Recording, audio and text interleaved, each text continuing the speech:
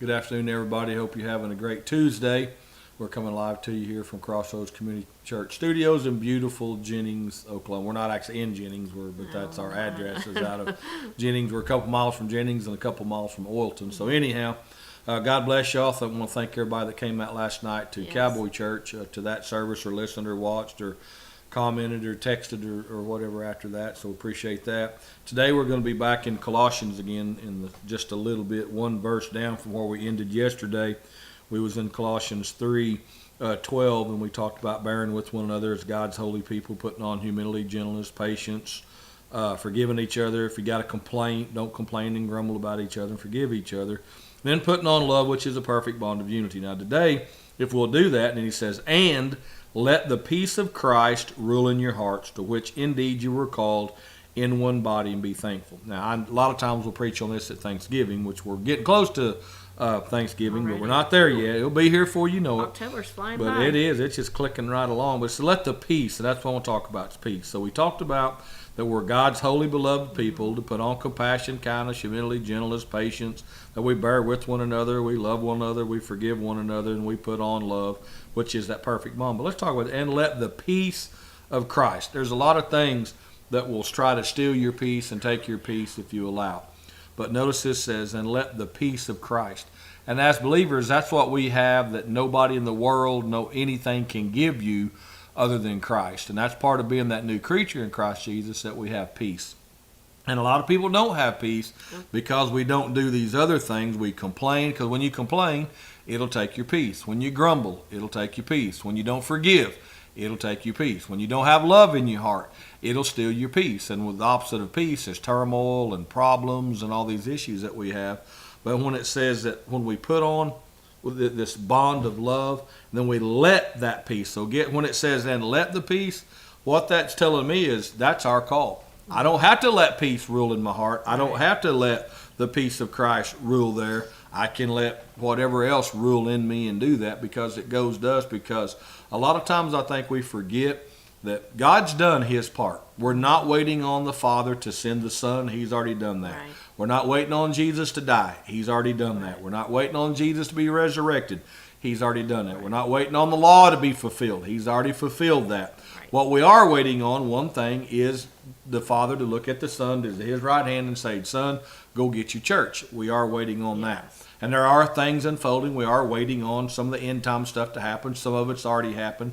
But as far as us living a life of love and joy and peace and patience and kindness, the fruit of the Spirit, we're not waiting on God. God's waiting on us. So Kelly, what do you see where it says, and what's this speak to you, and let the peace of Christ rule in our hearts? And also, notice what it says also, to which we were called in one body, and be thankful. Look, the enemy is out roaring like a lion to steal that peace, and we have to guard that. And by guarding that, we have to be in his word. We have to be on our faces before him.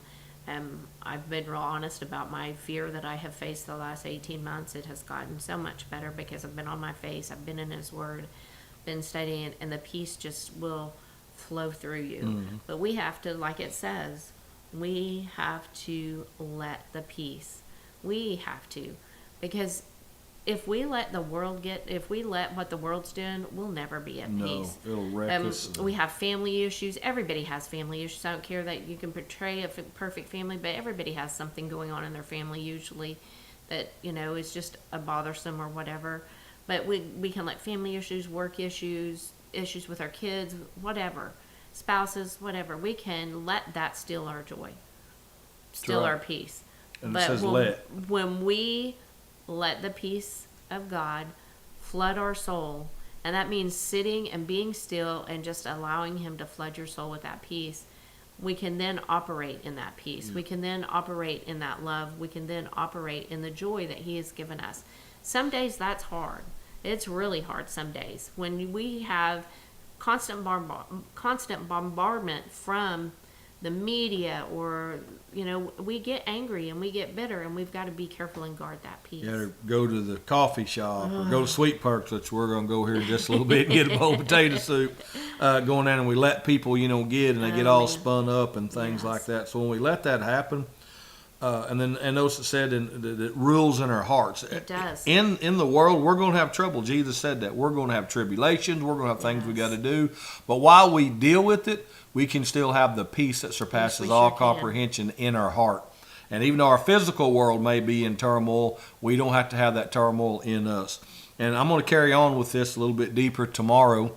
So I hope that you'll tune back in if we get a chance. Like I said, we never know day to day. Things come up. And I was out of the office on a house call this morning and just got back. So Kelly and Connor held the fort down while I was gone. They do every day a lot because I'm not here a lot of times like they are. And they do an outstanding job at that. So I don't ever have to worry about anything going haywire or anything like that. So anyhow, we'll try to be back on tomorrow. And what I'm going to talk about tomorrow, to give you a little heads jump on this, is then we got let the peace and then let the word of Christ dwell. And I want to talk a little bit more about these lets, that we have the responsibility, we have the authority.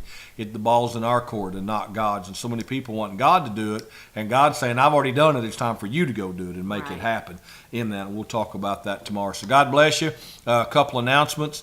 Lord willing, we'll be in here with our kids, our K through 5th graders at 6 o'clock tomorrow night for our Wednesday night kids group. That buses are running, vans running. We'll come pick your kids up if they're close. I know a lot of you call Brother Mark, and he'll get that bus route worked out. And then our youth will be in here, junior high and senior high at 7, and adult Bible study tomorrow night as well. So come out and support that. And then next Wednesday night, we're doing our Women's Wednesday, and Lily and Casey will be doing that next Wednesday, not tomorrow night, but next Wednesday. Then the following Wednesday will be our kids' program, and we're not having any. Everything's going to be geared toward that, toward the little kids, our Fall Fest. There's no youth. Everything's just for a K through 5th grade. You want to bring your youth, you can come, but there'll be no actual youth or adult service on the last Wednesday of the month. So we got quite a bit going on these next few Wednesdays. So again, come out tomorrow night. We'd love to have you kids or your little kids or your junior high, senior age kids. And if they're in the general area, Yale, Wilton, Jennings area, we'll come pick them up. And Mary James will be with us Sunday at 9 and 11.